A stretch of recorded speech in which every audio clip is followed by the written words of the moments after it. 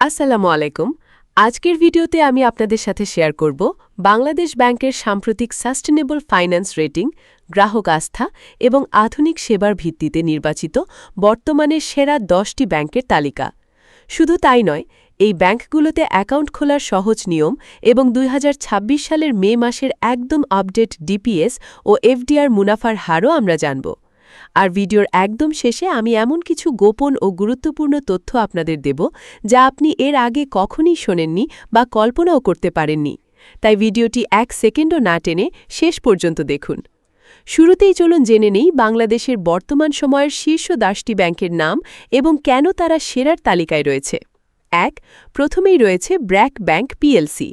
দেশের অন্যতম শীর্ষ টেকসই ব্যাংক হিসেবে এটি সমাদৃত।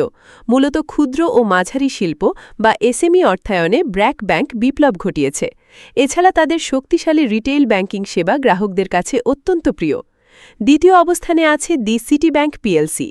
আপনি যদি আধুনিক ডিজিটাল ব্যাংকিং পছন্দ করেন, তবে সিটি ব্যাংকের সিটি টাচ অ্যাপ আপনার জন্য সেরা সমাধান। তাদের ক্রেডিট কার্ড এবং কর্পোরেট ব্যাংকিং বর্তমানে দেশের অন্যতম সেরা। এরপরই আসে ইস্টার্ন ব্যাংক পিএলসি বা ইবিএল-এর নাম। উন্নত গ্রাহক সেবা এবং চমৎকার আন্তর্জাতিক ট্রেড সুবিধার জন্য এই ব্যাংকটি দীর্ঘকাল ধরে মানুষের আস্থা ধরে রেখেছে। নিরাপদ কর্পোরেট ব্যাংকিংয়ের ক্ষেত্রে ইবিএল একটি ব্র্যান্ড। ডাচবাংলা ব্যাংক পিএলসিকে আমরা সবাই চিনি তাদের বিশাল এটিএম নেটওয়ার্কের কারণে। দেশের বৃহত্তম এটিএম ও ফাস্ট ট্র্যাক নেটওয়ার্ক এবং রকেট মোবাইল ব্যাংকিংয়ের মাধ্যমে এই ব্যাংকটি সাধারণ মানুষের কাছে সর্বাধিক জনপ্রিয়। বেসরকারি খাতের অন্যতম পুরনো এবং স্থিতিশীল ব্যাংক হল পূবালী ব্যাংক পিএলসি। দেশজুড়ে তাদের সুবিশাল শাখা নেটওয়ার্ক থাকায় প্রত্যন্ত অঞ্চলের মানুষের কাছেও এটি অত্যন্ত নির্ভরযোগ্য। ষষ্ঠ অবস্থানে আছে প্রাইম ব্যাংক পিএলসি। শক্তিশালী মূলধন ভিত্তি এবং চমৎকার সুশাসনের জন্য তারা কর্পোরেট ও কনজিউমার ব্যাংকিং খাতে শীর্ষে অবস্থান করছে। মিউচুয়াল ট্রাস্ট ব্যাংক বা এমটিবি বর্তমানে ডিজিটাল উদ্ভাবনে অনেক এগিয়ে। টানা কয়েক বছর ধরে তারা সেরা ডিজিটাল ব্যাংক হিসেবে পুরস্কৃত হচ্ছে এবং তাদের রেমিট্যান্স সেবা অত্যন্ত আধুনিক। গ্রিন ব্যাংকিং এবং শক্তিশালী ঝুঁকি ব্যবস্থাপনার জন্য বর্তমান তালিকায় জায়গা করে নিয়েছে যমুনা ব্যাংক পিএলসি। কেন্দ্রীয় ব্যাংকের রেটিংয়ে তারা চমৎকার ফলাফল করেছে। যারা শরিয়া ভিত্তিক ব্যাংকিং খুঁজছেন তাদের জন্য শাহজালাল ইসলামী ব্যাংক পিএলসি একটি শক্তিশালী নাম। তাদের আধুনিক সেবা এবং শক্তিশালী আর্থিক কাঠামো গ্রাহকদের আস্থা অর্জন করেছে। সবশেষে আছে রাষ্ট্রায়ত্ত খাতের জায়ান্ট সোনালী ব্যাংক পিএলসি। সরকারি মালিকানা হওয়ায় এখানে মূলধনের শতভাগ নিরাপত্তা নিশ্চিত, যারা আমানতকারীদের কাছে ব্যাংকটিকে আস্থার শেষ আশ্রয়ে পরিণত করেছে।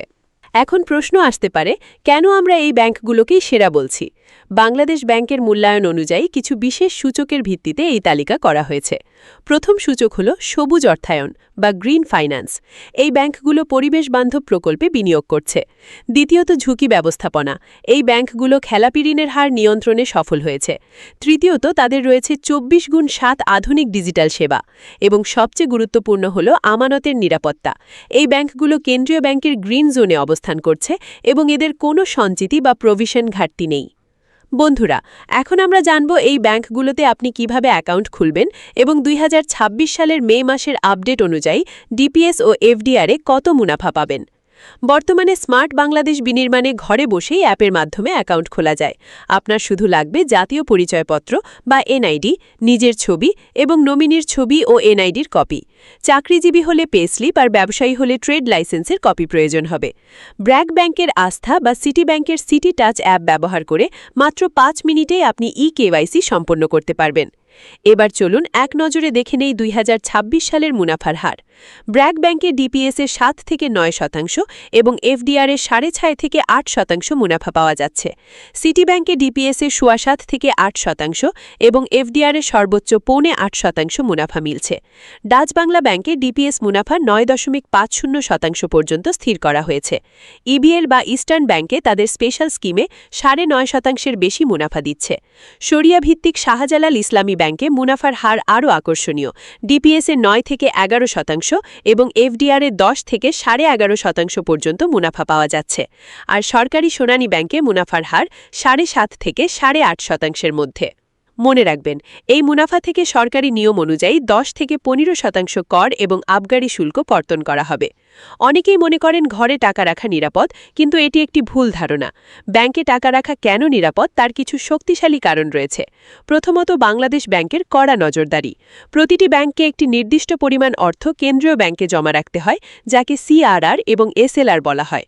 যদি কোনো ব্যাংকের অবস্থা খারাপ হয়, কেন্দ্রীয় ব্যাংক সাথে সাথে ব্যবস্থা নেয়। দ্বিতীয়ত, আমানত সুরক্ষা আইন। যদি কোনো ব্যাংক দেউলিয়া হয়ে যায়, তবে আমানত বীমা ট্রাস্ট তহবিল থেকে একজন গ্রাহককে সর্বোচ্চ 2 লাখ টাকা পর্যন্ত ফেরত দেওয়ার আইনি বাধ্যবাধকতা রয়েছে। তৃতীয়ত, ব্যাংকের ভৌত নিরাপত্তা। অত্যাধুনিক ভল্ট, সিসিটিভি এবং অসশস্ত্র প্রহরীর মাধ্যমে আপনার সম্পদ সুরক্ষিত থাকে। চতুর্থত, সাইবার সিকিউরিটি। 2 ফ্যাক্টর অথেন্টিকেশন বা ওটিপির মাধ্যমে আপনার ডিজিটাল লেনদেন এখন অনেক বেশি নিরাপদ। সবশেষে, মুদ্রাস্ফীতি থেকে বাঁচতে ব্যাংকে টাকা রাখা বুদ্ধিমানের কাজ।